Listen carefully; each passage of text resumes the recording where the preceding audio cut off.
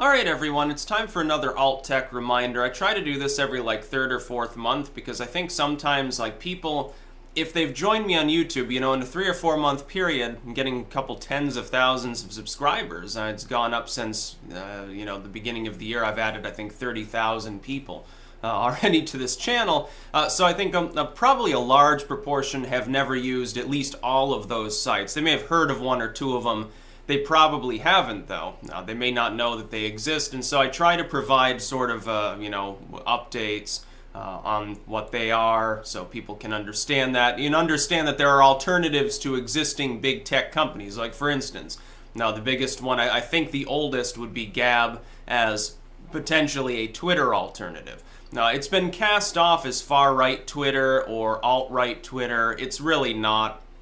Some people, I think it was BuzzFeed, made the mistake of comparing it to Facebook, which was hilarious. Minds is more like a Facebook / G+ Fusion anyway, with blogging capabilities too. Whereas Gab is very much like Twitter, and so that would be the first, big one.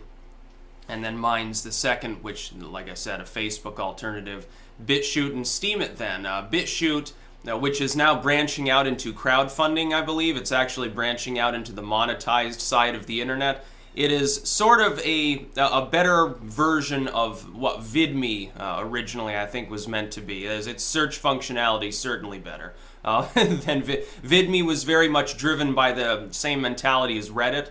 So there were problems on site, like searching. If you searched for regular English terms, you're going to find a lot of channels, not a lot of video content. Bitchute is considerably better than that. It is a large site. In full disclosure, I have the most subscribers of anyone on the site. I'm getting up towards 15,000 now. But I need your help. If you don't join me and subscribe there, Paul Joseph Watson might hit 20,000 before I do. So, I need the help. I need the extra manpower. It's sort of a friendly thing, though. I like Paul Joseph Watson's work. But they're very soon, I believe, going to be branching out into the moneyed side of the internet, which is exciting. It's just, I guess, phase 2 of Bitchute. They've already grown to sizes that are probably a bit bigger at this point than VidMe ever got. And that was technically a viable site, let alone for the money question. Bitchute attempting to solve that through alternative means outside of maybe the normal ad-driven side of the internet. I happen to support that. It's a good idea. Minds actually is moving into the crypto sort of world as well.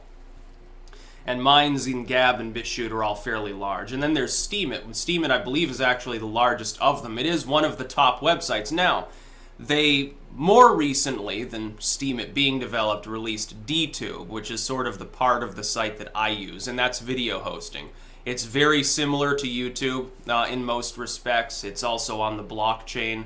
So it's an interesting development. Now, right now, I'm one of the smaller users, but that's because, I haven't actually been there for more than a couple months. So give it time. But I find the site to be interesting. There's a lot of content there, not just video, but there's also blog-style content. All of these sites, by the way, are virtually uncensored. Steemit is probably the most so in Gab. Minds, there's a little bit more of a set of basic rules, but it's extremely libertarian.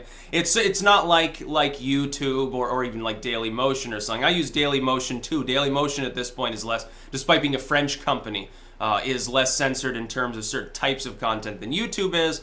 I think we understand why YouTube has alienated parts of its fan base. And I say this as someone who is still first and foremost technically a YouTuber.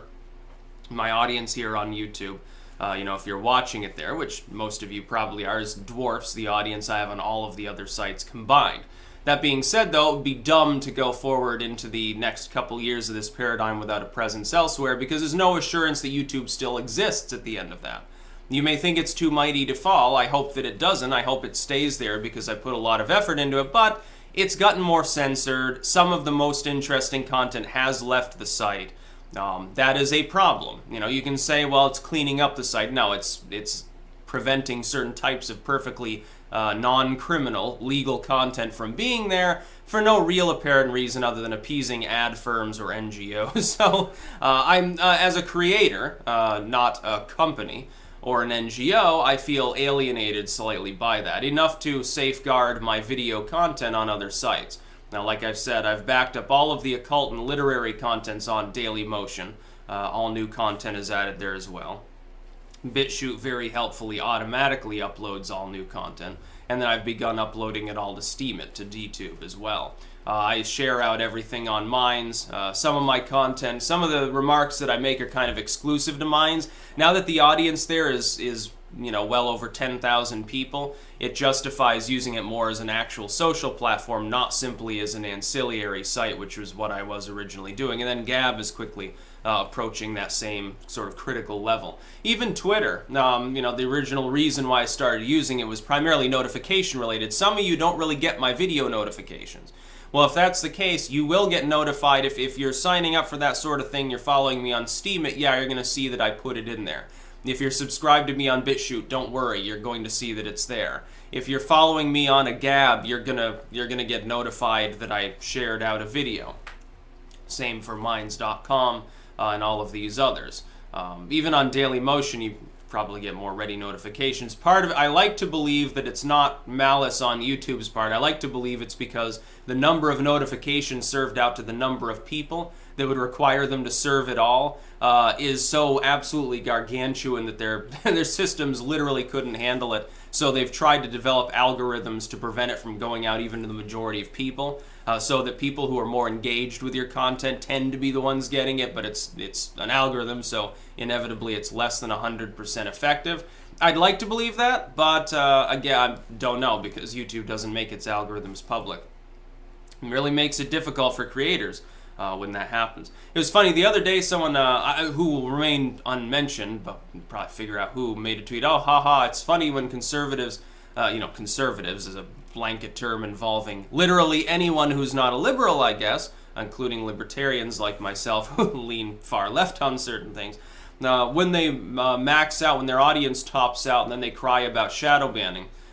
Well, yeah, Twitter shadow bans people. It has nothing to do with them whining about anything. By that methodology, what about when BuzzFeed says that YouTube's algorithms favor evil, despicable, alt-right individuals like, Alex Jones or Ron Paul, these evil Nazis, which is not true. It actually dumbs them down. It's like my content gets suppressed by YouTube's algorithms. There's some degree of suppression that goes on because I cover edgy topics without being a priority creator. Or at least if I am, I haven't been told I'm a priority creator. It has nothing to do with maxing out my audience. My audience size continues to grow. It takes me 4 or 5 days tops to add 1,000 new subscribers. That's very quick growth. It's certainly more than what this individual will ever experience in their life on any platform, to the point where I'm going to gain more fans in a couple months than he has in his entire lifetime.